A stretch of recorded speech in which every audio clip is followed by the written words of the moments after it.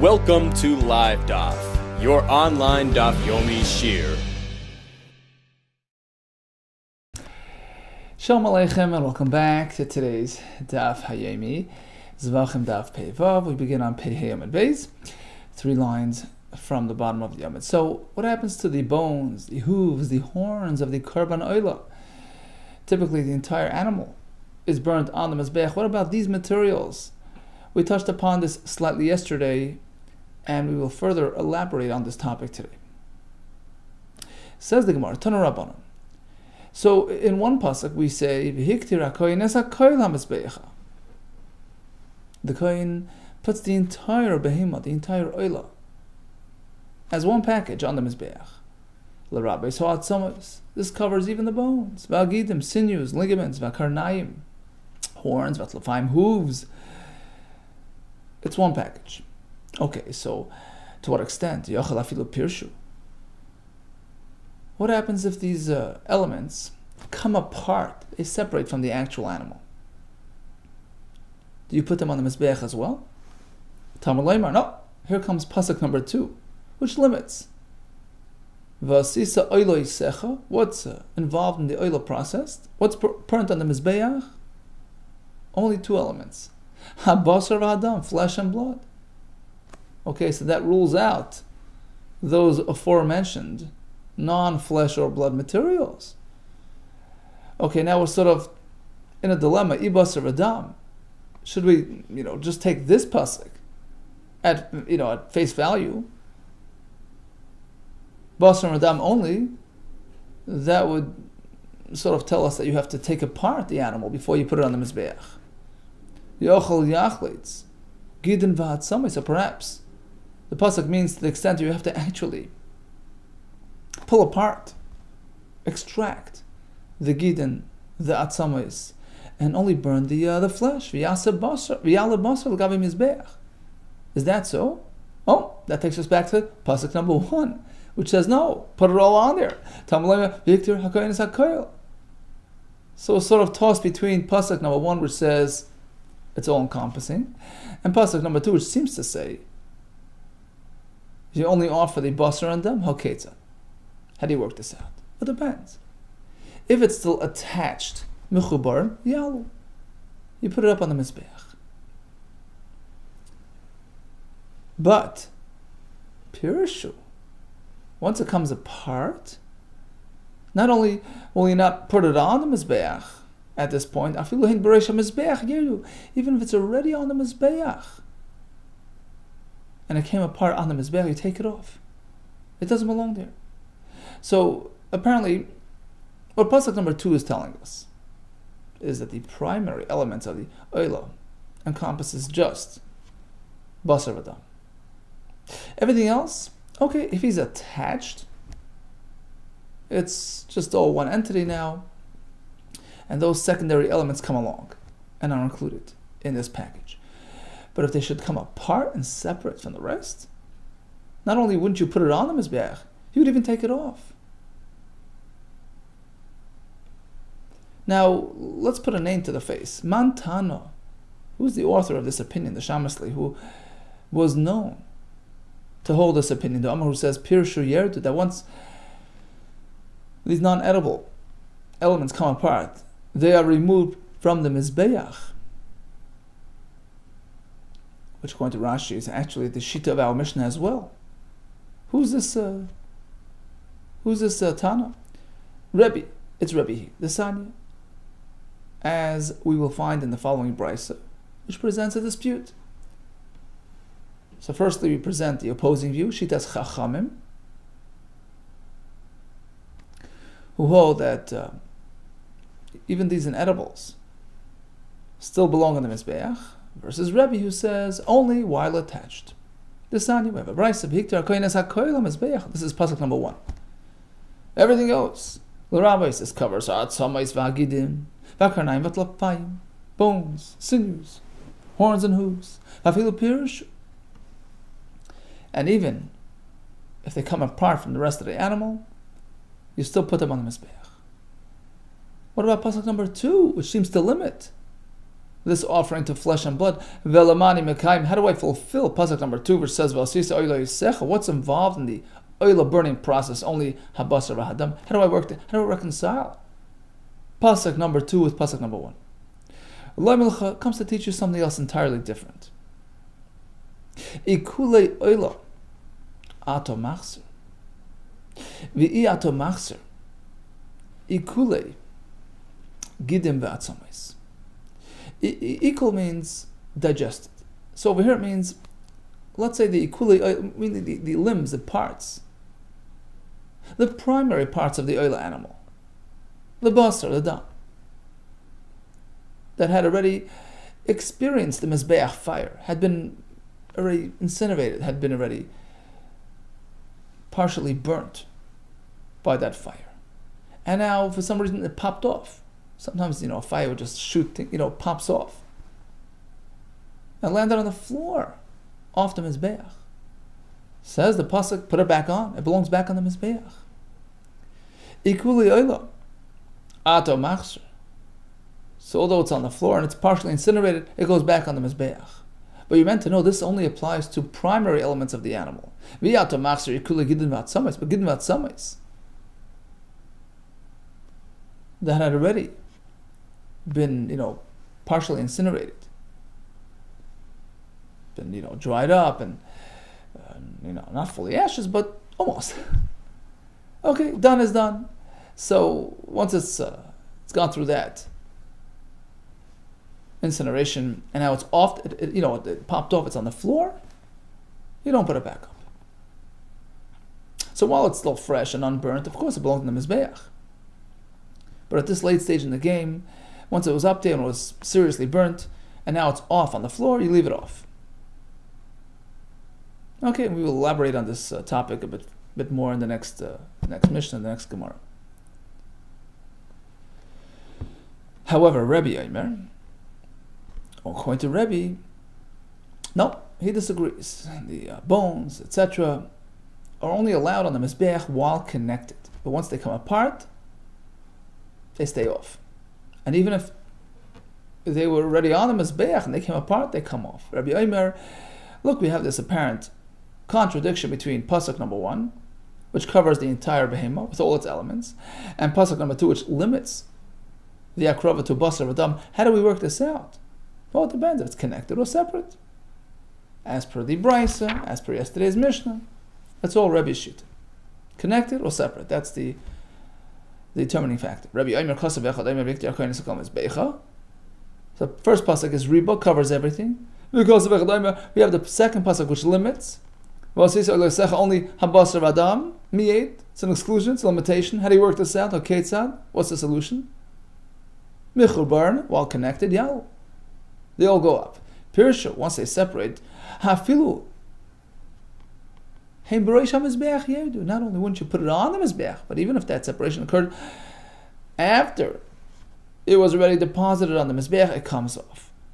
It has no right to be offered, by its own right. Only as an accompaniment to the rest of the animal. So according to Rabbi Pirshu Yal, once it comes apart, it doesn't belong on the Mizbeach, and in fact you even take it off from the Mizbeach if it comes apart. Amar Bzeira, hold it. Leishona, that's only true. When do we say you pull it off the Mizbeach? Elo shepirsha klape mata, when it's separated towards the away from the Mizbeach, away from the fire. Okay, so let's say it's sitting near the fire and it came apart away in the opposite direction, away from the fire. That's called pirish. Then you remove it. Haval klape mala, but let's say it's separated, but in the direction of the fire. That's not called separation. That's called coming closer. In that case, you leave it on there. If anything, it got closer to the equal to the fire process. Now, it seems from Rashi that there was some confusion in terms of how to word, in terms of the precise wording of the next piece of Gemara. And the meaning of such. So according to some Mefarshim, the Gemara means like this. We're going back to the Chachamim, right? So again, according to Rebbe, all those non-edible elements are only worthy of Mizbeach offering while they're still attached, but not when they come apart. According to Chachamim, no, even if they're separate, they belong on the Mizbeach. Now we are relating to the Chachamim, Afilu Pirshu, who say even if they come apart, they still belong there. On this, we have Rabba's statement. Amar Rabba. Says Rabba, when do the Chachamim consider this separated bone as, still korban and Mizbeach material, which belongs on the Mizbeach, in which case it's considered korban material, and there's Me'ilah if one misuses it, etc. It's only correct if this separation occurred after the Zrika of the Oila took place, which commits everything to the Mizbeach, because after Zrika it's all meant for the Mizbeach. That's the next step. And likewise, these bones that were attached are also regarded as part of the same entity and relate to the same akrava process. And therefore, even if they're separated afterwards, they don't lose their identity. They're still holy. Aval pirshu kodim zrika, but suppose this separation occurred before Zrika. So these bones were never really part of this, animal during Zrika. They didn't really experience Zrika. So now, even though Zrika took place afterwards, it does not connect these bones back to the Mizbeach. It doesn't deem them Mizbeach korban material. Aval pirshu kodim zrika, but if the separation occurred before Zrika, you can just take it home and use it. So the Zrika actually allows it to be taken for personal use. I feel even to turn into a handle for your knife at home, for personal mundane use. I feel now even to use them and to turn them into kata, handles, the sakini of your knives. Because if it's separated before Zrika, it's no longer meant for Mizbeach. It's just a bone now. So once the Zrika takes place, it sort of culminates its process, and now you can just take it home. So just like the Zrika sends the basa to the Mizbeach, it sends the bones home. Okay, the akrav is finished, Mizbeach takes his, and you take yours. He holds like this shita, which says that at times even the bones of a korban oila, which is typically meant entirely for the Mizbeach, if the bones come apart at a certain point in the process, too early to be considered Mizbeach material, once the Zrika takes place, the process is over, and you're free to use it as you wish. How do we know this? Nemar lo yeh ba'ila. By the korban oila, it says lo yeh. It's meant for him, for the kohen. V'nemar, we find a similar phrase by the asham. Now the asham is certainly meant for the kohen to eat and to use, right? V'nemar, we have lo yeh by the asham. We make a gzera shaveh connection. Ma asham, just like by the asham. Obviously, atzmois of mutaran, just like the flesh is meant for the kohen, likewise the bones. There's no me'ilah on that, it's for his personal use. Af oila, likewise, to a certain extent, in certain cases, as the one we're talking about today, atzmois mutaran, the bones of the korban oila are permissible for personal use. Now, mufni, you must say that this is gzera shava mufne, which means to say at least one of these two phrases, lo yeh, it is free, unused for other purposes, and available exclusively for the gzera shava use, which pretty much preempts, right? When there's a gzera shava mufne, it preempts any challenges to the gzera shava. You can't refute it.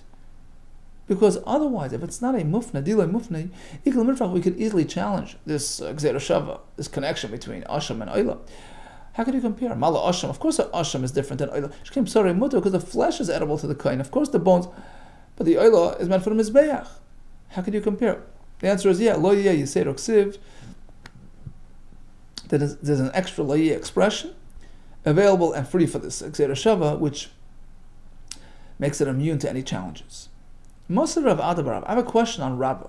Again, Rabbah presented a great chiddush. Even the atzamis of a korban oila, which is typically meant for the mizbeh, but if it comes apart before Zrika, left the station too early. right? So when Zrika comes and finishes the akrava, it sends the basar to the mizbeach, and the bones you can take home. Most of the Vadabar, I have a question from a Bryce, where it seems to say otherwise. Atzomes kachim, bones of karbonis. Like the chatas v'yasham, which are meant to be consumed, by the kayanim. So what about the bones? Lifnei zrika. If it's still before zrika, mayalan behen. One may not use them; it's not yet ready. Lachas zrika, but after zrika, it's meant for the kayanim, right? Ein mayalan behen. There's no issue of meila. However, v'shel oila never has permissibility for personal use. Mayalan behen lo'ilam is always meila. Because just like the basar is meant for mizbeach, likewise the bones. In contrast to Rabbi, who says, in certain instances, you could take the bones home.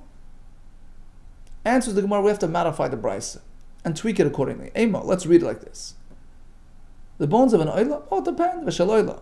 Pirush, if they separated lifnei zrika before zrika, they became detached from the actual animal and no longer fit for mizbeach use. So now after the zrika takes place, in which case the hakrava process is pretty much done, the bones are free to be taken home. But sure, if the bones were still around during the zrika, they were part of the animal, they were still attached. They experienced the zrika as part of the hakrava, part and parcel with the rest of the hakrava material. Then they're no longer permissible for personal use. Even if they come apart, they belong on the mizbeach. So again, according to Rabbah, bones of an oila that came apart, can you use them for personal use? Depends. If they were part of the animal during zrika, then they're labeled accordingly. They go along with the rest of the animal. They're considered mizbeach material, and there's me'ilah. One cannot just take it. But if they came apart before zrika, so during the zrika moment, which is the pivotal, critical moment of akrava, it's a culmination of the akrava, of the avodah. If they were disengaged, they will not be incorporated and no longer considered mizbeach material, and they're free for personal use. However, it's not so simple. This opinion of Rabbah disagrees with Rabbi Lazar, who actually put it just the opposite. He says like this: Dom Rabbi Lazar, those separated bones, you want to use them? Well, it depends. Pirshul fnei zrika, they came apart before zrika, out of luck, me'alan behen. There's me'ilah for using them, because they never benefited from the zrika process, and therefore they were sort of left hanging mid-process. They left the station too early, and therefore they never become permissible for anything. La'achas zrika, but if they were there during the zrika as part of the animal, and then separated, so now we're in luck. Although loy nanan, you shouldn't really use them because they they look like they're part of the animal. But however, if one decides to use them, there's no me'ilah. Why? Because the zrika was mater them for personal use, just like it gave a green light regarding burning the basar on the mizbeach. Right? The zrika allows that, enables that to happen. Likewise, it also attributed itself to the bones as well. The bones also experienced that zrika. So now, while they're attached to the basar, they go on the mizbeach, part of the aktorah. But if they should come apart afterwards, show's over. Process is done. As far as you're concerned, you can go home and you can use them. At least minator. Okay, interesting machlekes. Okay, so bones of a behemoth, of an oila, where do they belong? We have machlekes, which is really based on two psukim. Pasuk number 1, V'yikter hakoines hakoil, all goes along, and is burnt on the mizbeach. Pasuk number 2, V'asisa oila yisecha, ha-basar v'adam, only basar and adam. Which way do we go? Rabbi says depends. Attached, it goes all together. Detached, it doesn't belong on the mizbeach. According to Chachamim, even if it's detached, it goes on the mizbeach.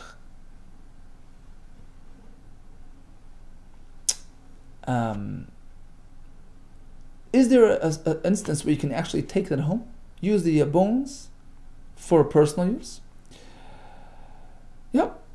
Well, it depends when. According to Rabbah, if it came apart before zrika, then it's mutter. But li'achas zrika, then it was part of the behemoth during zrika. It's committed for mizbeach, and you can't take it home. When it's the opposite. It was there during the zrika as part of the animal. It benefited from the zrika. And now, if it came apart, this process is done, and you can take it home. As opposed to pirush before zrika, it didn't experience the zrika, it didn't have the benefit from the zrika. It's still sort of mid-process and boarded midway. In which case, me'ilah is still active on those materials. Continues the Mishnah. So we spoke about all types of deficient carbon materials, psulim, right? And we say, look, you're not meant to put it on the mizbeach, right? Let's say it was lina or a tameh, right? All those cases we had in the Mishnah a couple of days ago. But im alol yered, once up, it doesn't come off. Suppose it was up there and it popped off. The fire just, shot it out. If they're off the mizbeach, you don't put it back up. And Teres explains that we're speaking that it's, for the most part, it's already, significantly incinerated and burnt by the fire. It's like dried up and hardened. It's not fully ashes, but it already experienced the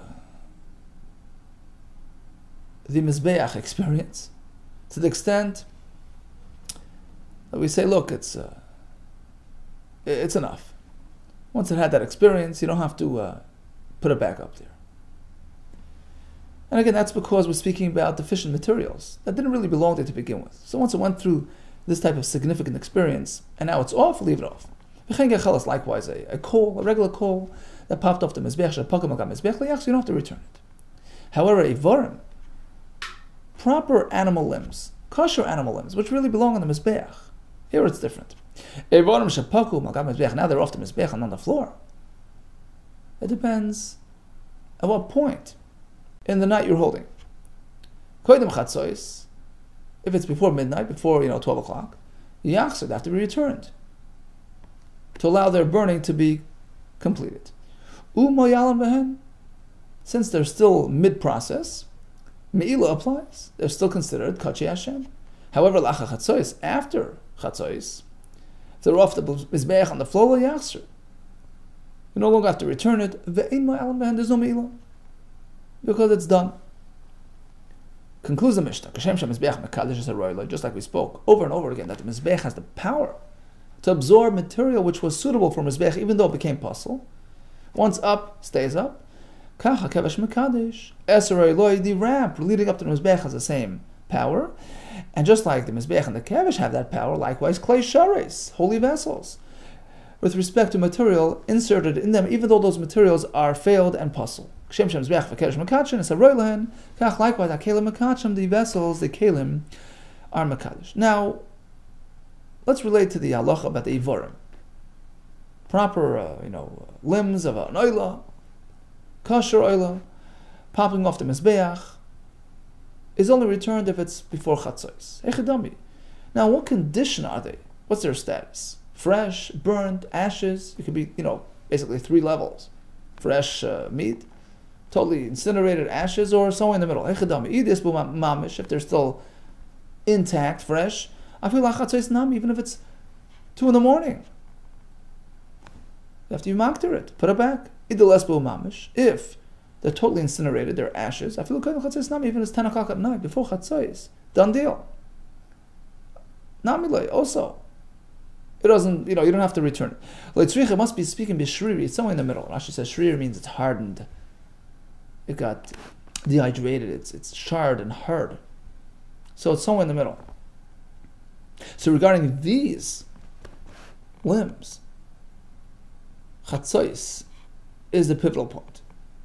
Because before chatzos, being that you have, the fact that it's not really fully incinerated and still early in the night, it still sort of relates to the previous day. You got to put it back and finish the process. But if it's mostly burnt and it's already after chatzos, we're going to say later chatzos oise ikol. Chatzos ikol means digested. It makes it like it's digested in a spiritual sense, obviously, right? So we have those two factors, the partial incineration plus the fact that it's, the timing, it's already past Chatzos, time's up, it's done. But not immediately, how do we know that Chatzos, in fact, determines the status of these, in-between limbs? Amar Rav, says Rav, take a close look at the pasuk, the psukim in the beginning of Parshas Tzav. We seem to have a conflict between the psukim. Pasuk there speaks about Trumas Hadeshin, right? The Kohen every morning would approach the Mizbeach, scoop up some ashes, some properly incinerated ashes, come off the Mizbeach and place it on the east side on the floor, and it would be miraculously absorbed in the floor. Now, what's the proper time for Trumas Hadeshin? We seem to have a conflict. Amarav, Kosev Echad Omer. So one pasuk it says, Kol halayla v'hikter. So let's just read the pasuk inside, for those of us who have it on the margin. It reads like this: Sabas Aaron v'Nisponav leimor zois Torah so'il hi oil al moikda. So oil is meant to be burning al mazbeach kol halayla, all night, ad haboker until morning. Ve'isha mazbeach tukad boy. Next pasuk: V'lo vashakoyin midebad u'milchas sebad divush absorei. Kohen gets ready, gets dressed. Ve'hiram is hadeshin. He does trumas hadeshin. Hashatechel ish oila ve'mazbeach. Fine. What time does he do trumas hadeshin? So in the first pasuk it says, it's got to burn all night. Ad haboker, meaning Trumas Hadeshin takes place in the morning. Because of Echad Omer, but if you take a look at the next pasuk, Kol halayla v'hiram. It reads together. It says, Kol halayla v'hiram. All night it's meant to be until the morning. V'hiram, to do the harama, which sounds like the Trumas Hadeshin. The removal of the ashes can take place any time during the night. So what is the nighttime designated for? Burning and not Trumas Hadeshin? No, Trumas Hadeshin is also fine. The answer is we split the night into two. First part of the night till midnight is exclusively for burning, not for Trumas Hadeshin. Let it burn out. Part B of the night, after Chatzos, is suitable for Trumas Hadeshin as well. It's already considered done. Process is over, and you can, it's called ashes, and you can do Trumas Hadeshin. And certainly, if it's off the mizbeach, you don't have to put it back. It's done. Chalkei split the night. Chetzi l'haktorah, half for haktorah, the first half. V'chetzi l'harama, the second half for harama.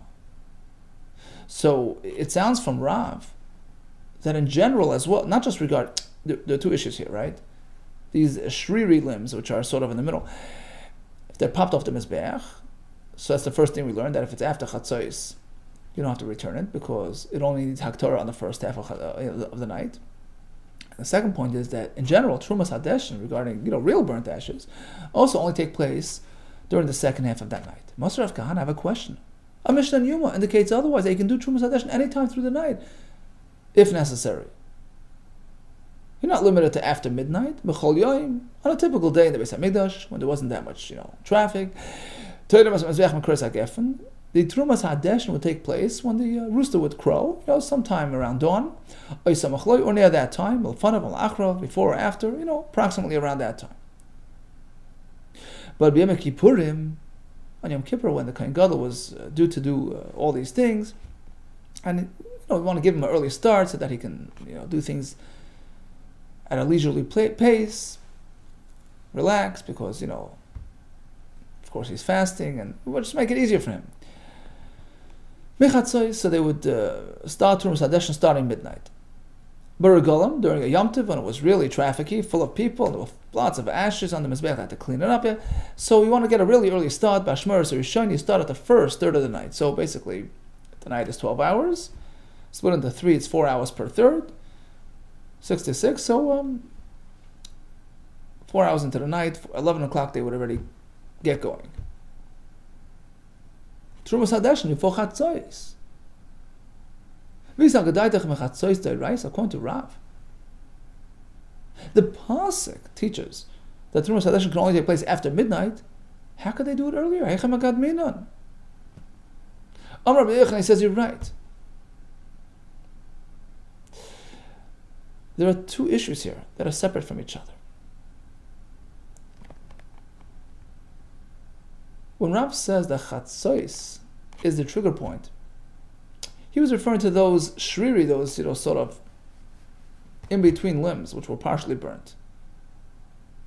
Regarding those, we say chatzos is the cutoff point. So that if it pops off the mizbeach and it's already after chatzos, it's done. But if it's off the mizbeach and still before chatzos, it's still the zman haktorah, put it back. But with respect to the general directive of Trumas Hadesh, regarding removal of real ashes, fully incinerated ashes, the avoid of Trumas Hadesh, for that we have to look closer at the psukim, and we'll see that theoretically you can do it any time throughout the night. Why? Let's take a look at that first pasuk. It says, the carbon burns all night. Okay, all night means until morning. Ada Boiker, the pasuk continues, until morning. Well, obviously, night is till morning. Don't I already know that it's until morning? What's the point of the words Ad Boiker? Oh, to tell you. Regarding Trumas Hadeshin, there's an early morning as well that precedes dawn. Tain Boiker, provide an early morning. L'Boiker Shalayla, to the standard morning that comes after the night. And this teaches us that regarding Trumas Hadeshin of real ashes, all night is okay. So basically, you decide. And Chachamim implemented this halacha based on the circumstance, based on need. Okay? So Hilkach Kol Yomim Kris HaGever Sagi. On a typical day, rooster crowing, dawn was okay. You didn't have to go earlier. However, we make Purim and Yom Kippur to accommodate Kohen Gadol's weaknesses. They started earlier than that at Chatzos. But Regalim during Yom Tov, the future Karbanis, there were so many Karbanis that Kadmi also Yisrael, and they expected the crowds to come in early. They would actually move it back to the first part of the night, to the Tani Seifa, as the Mishnah itself explains. Even before Kris HaGever arrived, it was already full of. The crowd was full. The Azorah was already filled with visitors, with their karbanis, so that necessitated an early Trumas Hadesh, which was allowed because any time through the night is okay. Okay, so let's summarize this halacha. We spoke about paku, things which popped off the mizbeach. So we divide into three things. If it's psulim that popped off, you stay off. Gacheles also, you don't have to put these back. But a varim of proper karbonis, it depends. If it's fully incinerated, like real desha, there's no point in putting it back. If it's still basar, put it back anytime through the night. But if it's shriri, sort of in between, it depends. Before chatzos, it belongs back. But after chatzos, we have this combined, element of the, fact that it's burned and it's already after burning time. At that point, don't need to put it back on the mizbeach. Regarding Trumas Hadesh, according to Rabbi Yochanan, really, you can legally do it all night, and it was implemented as per the scheduling needs in the Beis Hamikdash. All the best to you, and much hatzlacha.